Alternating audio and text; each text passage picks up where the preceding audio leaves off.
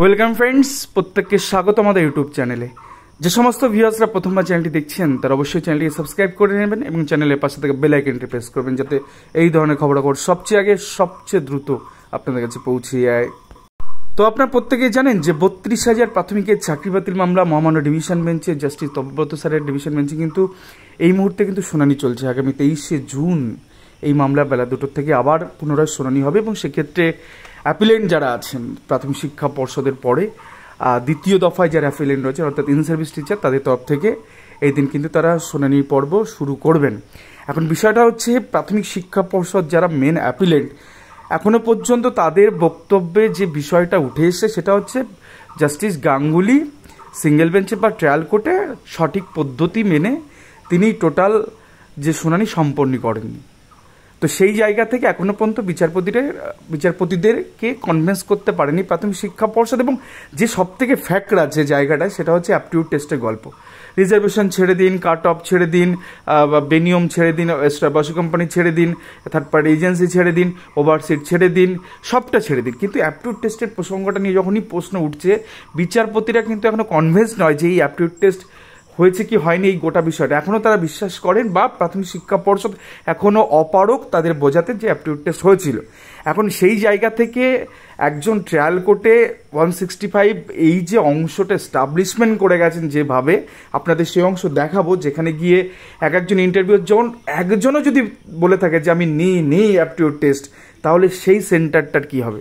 তো সেই জায়গা থেকে এই যে তথ্য, এই যে নথি যেটা এখনো পর্যন্ত পাবলিকলি আসেনি, আমরা সেটাকে পাবলিকের সামনে তুলে ধরতে সক্ষম হয়েছি বা আমরা সেই জায়গাটুকু আগে দেখাবো যে এক্স্যাক্টলি কী হয়েছে, কীভাবে তথ্যগুলো কোর্টের মধ্যে সেগুলোকে ইনক্লুড করা আছে। তো একদম শুরুতেই দেখাই সেই WP number 21-187/2022 Priyanka Naskar matter, Priyanka Naskar and others versus the union of India. তো সেক্ষেত্রে দেখুন, honourable justice Abhijit Ganguly sir 21শে ফেব্রুয়ারি 2023 সালে মিস্টার জয়ন্ত কুমার পাল, তো এই ব্যক্তিকে ইন্টারভিউ করা হয়েছিল এবং সেক্ষেত্রে সুকান্ত সেন আয়ও ছিলেন অফিসারে। তো দেখতেই পাচ্ছেন জয়ন্ত কুমার পাল, তিনি কিন্তু 47 বছর বয়স এবং হেড টিচার এবং তিনি কোচবিহারে থাকেন। তো সেক্ষেত্রে কোর্টে তাকে জিজ্ঞাসা, are you teacher of any school? বলছে ইয়েস, হ্যাঁ আমি একটি স্কুলের টিচার। Are were you authorized by the West Bengal board of primary education is take interview for the candidate in 2016 for the post of assistant teacher in primary school. তো সেক্ষেত্রে তিনি বলছেন যে তাকে কী করে এঙ্গেজ করা হয়েছে। তার উত্তরে তিনি বলছেন, then the chairman of DPSC call me over telephone. Phone করে একজনকে এঙ্গেজ করা যায় এইভাবে একটা সরকারি চাকরি নিয়োগের ক্ষেত্রে? কী করে আপনি এটাকে খণ্ডাবেন? Mister, what is the total marks from the interview? I guess, তিনি উত্তর করছে কত মার্কস ছিল ইন্টারভিউতে, I guess it is 10 marks, অর্থাৎ ইন্টারভিউতে নাকি 10 নম্বর। What was the total marks from the aptitude test? তো সেই কোশ্চেনে তিনি বলেন, তো সেই কোশ্চেন অ্যান্সারে তিনি বলেন আমাকে অ্যাপটিউড টেস্টের জন্য বলাই হয়নি। সেম আর একজন এরকমভাবে ছিলেন, যেনার নাম হচ্ছে তপন কুমার দাস, আর তিনিও হেডমাস্টার। তো সেক্ষেত্রে আপনারা দেখতেই পাচ্ছেন গোটা বিষয়টা। তো এক্ষেত্রে সেম একই রকম কোশ্চেন তাকে এঙ্গেজ করা হয়েছিল, তাকে ভার্বাল কমিউনিকেশন করা হয়েছিল এবং ওই যে কোশ্চেনটাও অন ডিউটি লেখা হয়েছিল কোনো এঙ্গেজমেন্ট লেটার ছাড়াই।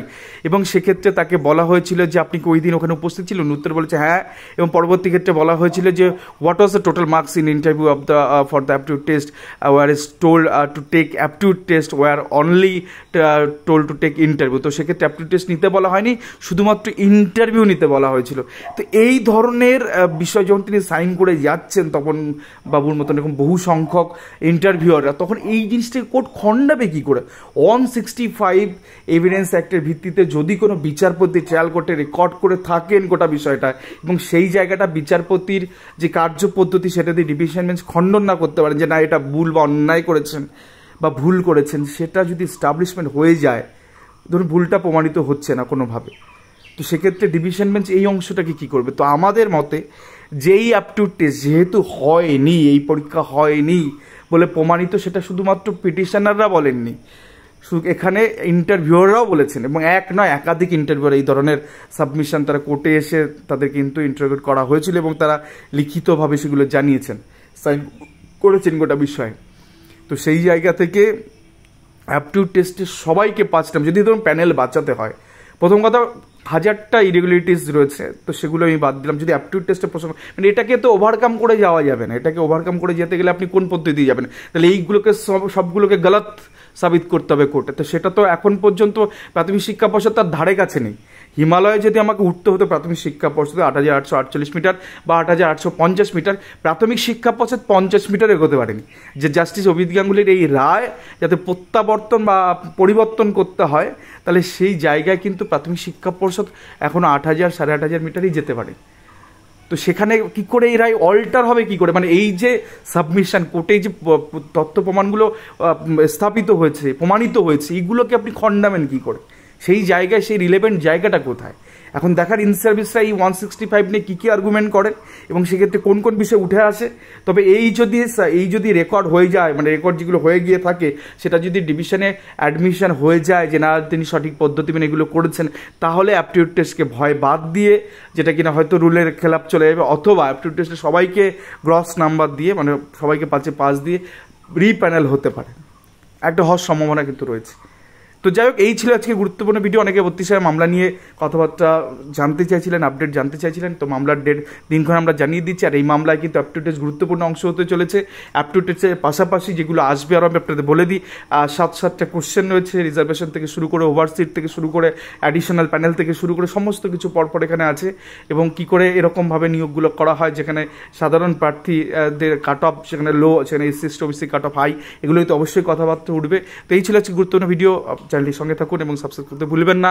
এই চ্যানেলে যত রকম তথ্য প্রমাণে দিয়েছি আমরা চেষ্টা করি আপনাদের সাথে উপস্থাপন করি এবং সঠিক খবর দেওয়ার চেষ্টা আমাদের তরফ থেকে থাকে। এই ছিল আজকে গুরুত্বপূর্ণ আপডেট। ধন্যবাদ সবাইকে, ভালো থাকবেন, সুস্থ থাকবেন।